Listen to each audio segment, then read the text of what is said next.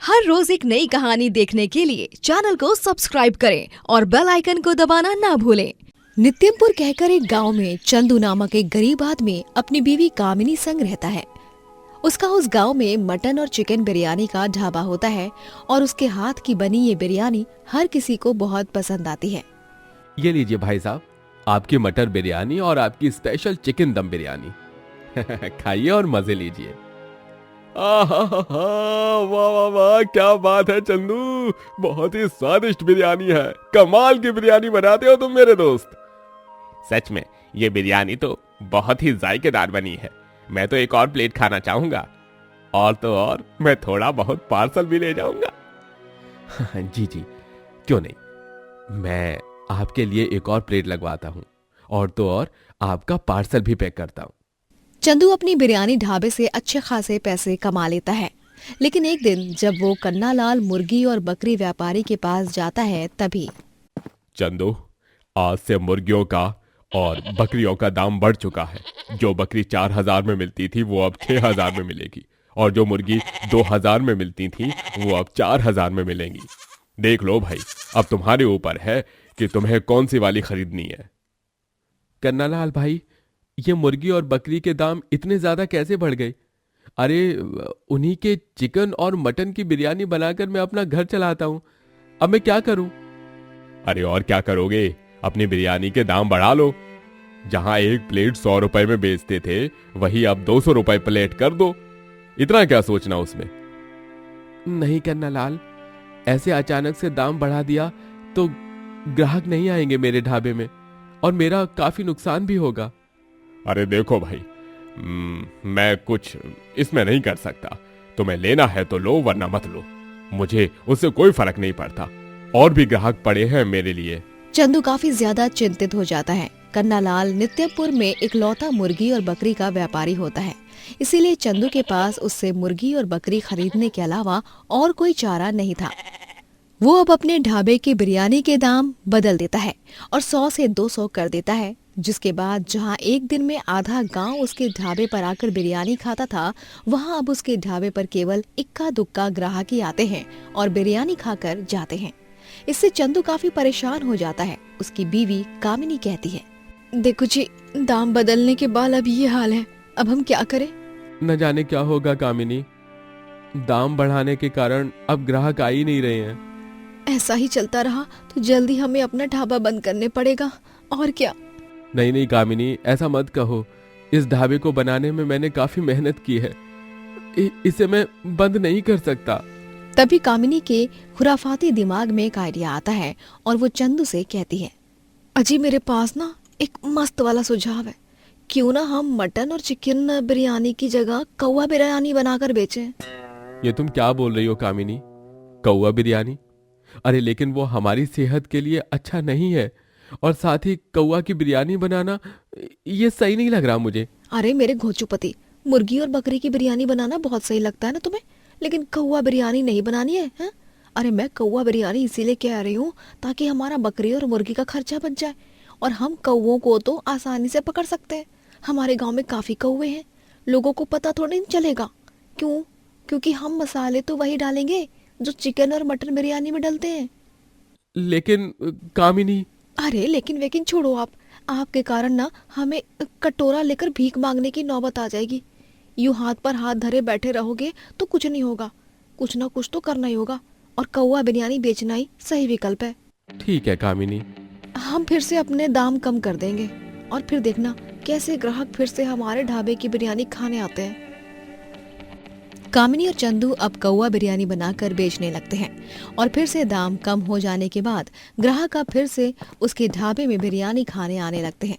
लेकिन किसी को ये नहीं पता होता कि वो चिकन या मटन बिरयानी नहीं बल्कि कौवा बिरयानी खा रहे हैं।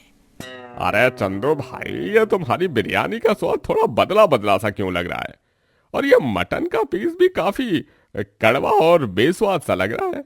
ये मटन खराब है क्या? हाँ, चिकन भी वैसा ही लग रहा है। अरे नहीं नहीं, ऐसा तो कोई भी बात नहीं है। आप लोग इतने दिनों बाद खा रहे हैं ना, इसलिए ऐसा लग रहा होगा, और कुछ नहीं है। रुकिए, मैं और नमक और मसाला मिलाता हूँ इसमें।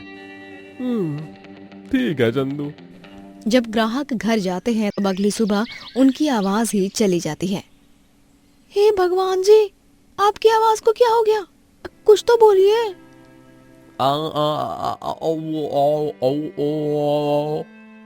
अरे ये आओ क्या कर रहे हो हैं जी? किसी बेजुबान की तरह कुछ तो बोलिए।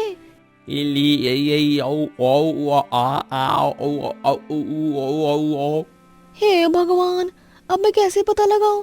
अरे ऐसे इन्होंने क्या खा लिया था आपने जो आपका ये हाल हुआ है? तभी वो ग्राहक अपनी बीवी को एक कागज पर लिख कर देता है कि उसने आखिरी बार चंदू के ढाबे की मटन बिरयानी खाई थी।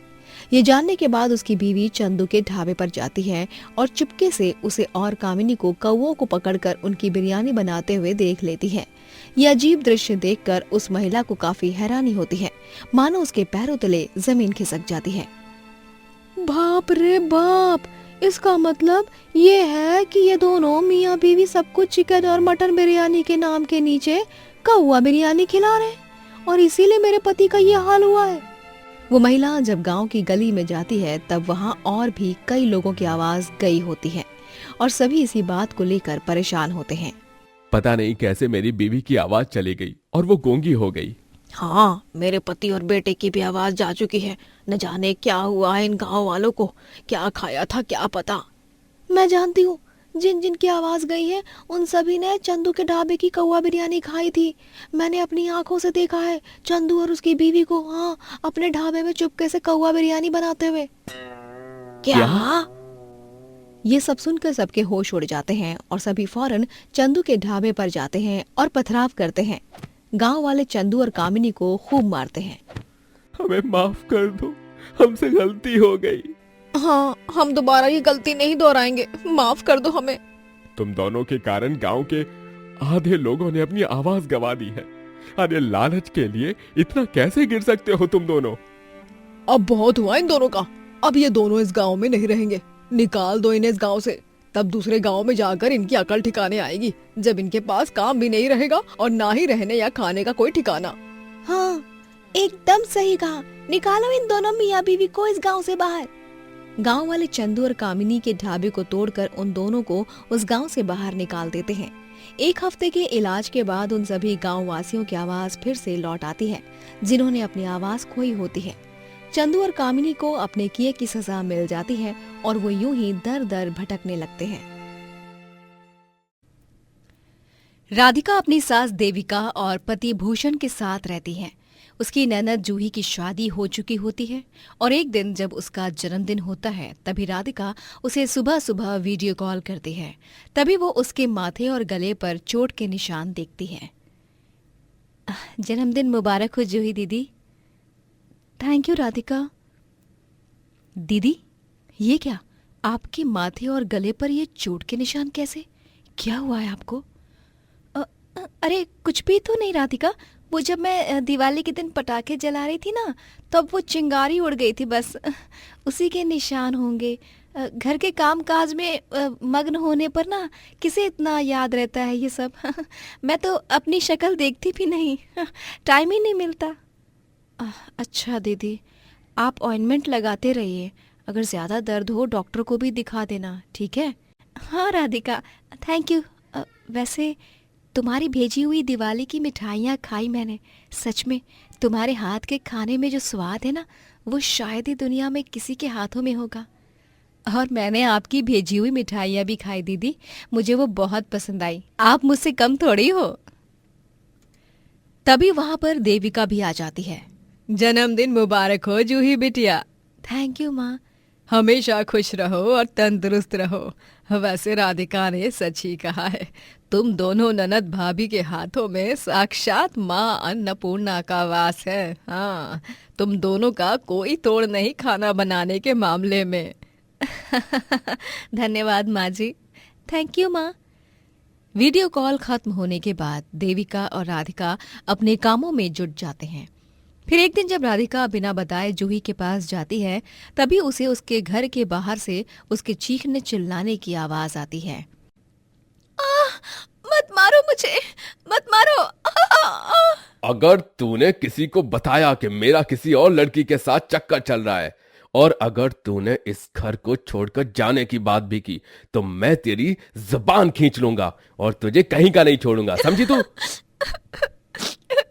ठीक है मनीष, मैं किसी को कुछ नहीं बताऊंगी, पर प्लीज मुझे मत मारो।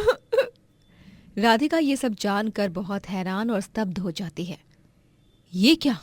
इसका मतलब नंदोई जी जूही दीदी पर अत्याचार करते हैं, उन्हें मारते पीटते हैं क्योंकि उनका कहीं और चक्कर चल रहा है और वो दीदी को अपनी नौकरानी बनाकर रखना चाहते हैं, इसीलिए उन्हें घर से बाहर भी नहीं जाने दे रहे।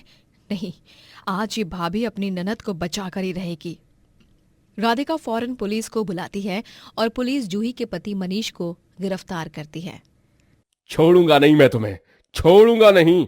तुम दोनों नंद भाभी को देख लूंगा मैं।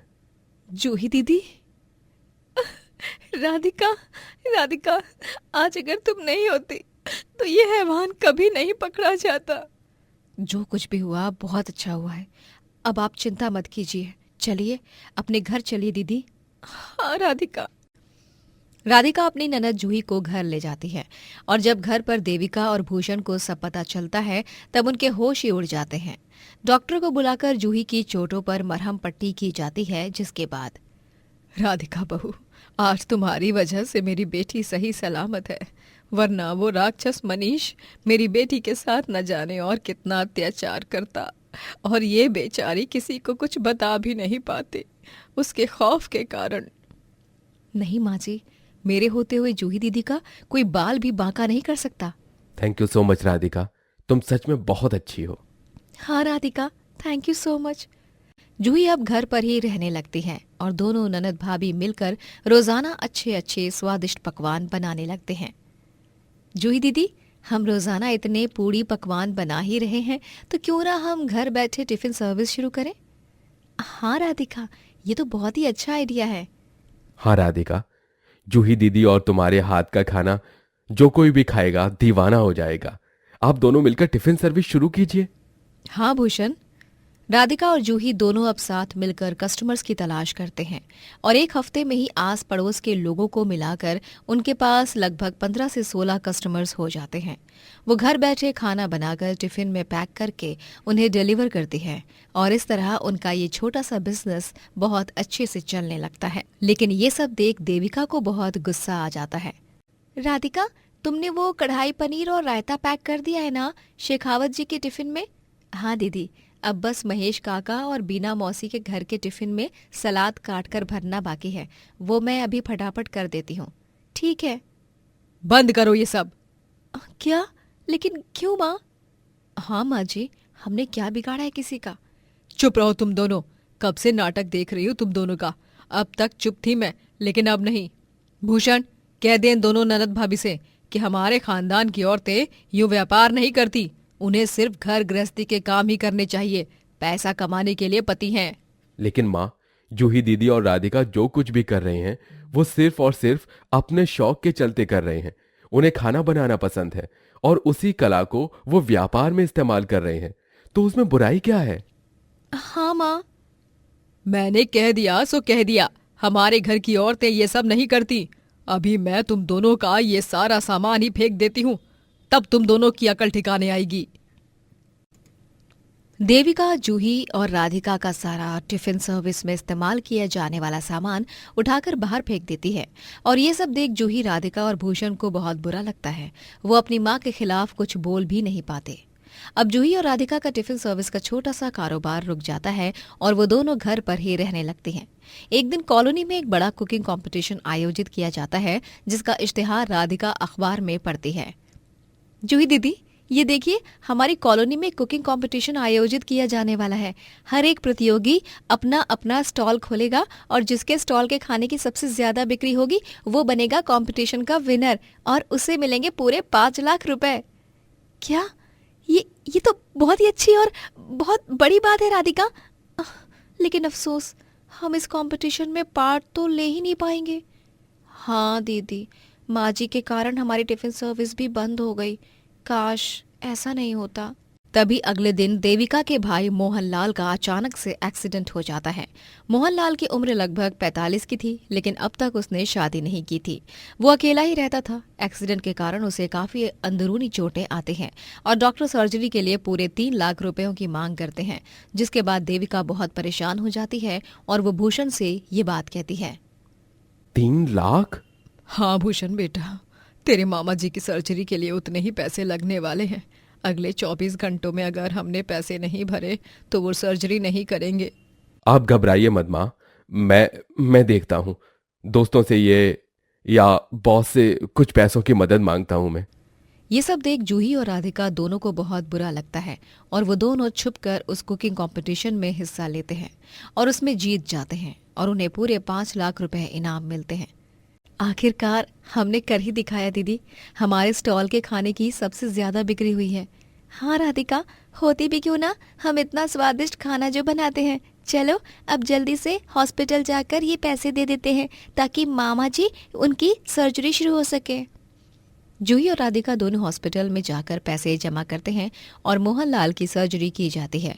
थोड़े दिनों बाद वो पूरी तरह ठीक हो जाता है और तभी देविका को बहुत दुख होता है, क्योंकि जिन ननद भाभी को उसने उनके खाना बनाने से रोका था, आज उनके खाने के कारण ही उसके भाई की जान बच चुकी थी। मुझे माफ कर दो, मैं एक बहुत बुरी माँ और सास हूँ। तुम दोनों के खाना बनाने के व्यापार को मैंने बंद करवाया और आज तुम दोनों के कारण ही मेरा भाई सही सलामत हो चुका है। तुम दोनों अपना कारोबार फिर से शुरू कर सकती हो। धन्यवाद माँ। और इस तरह जूही और राधिका दोनों ननद भाभी अपना एक बड़ा ढाबा खोलती हैं और अपने स्वादिष्ट और लज्जतदार खाने से जीवन में खूब तरक्की करते हैं। दोस्तों, अगर आपको ये कहानी पसंद आई तो लाइक करें, शेयर करें और कमेंट करके बताएं कि कहानी में आपको सबसे अच्छा क्या लगा।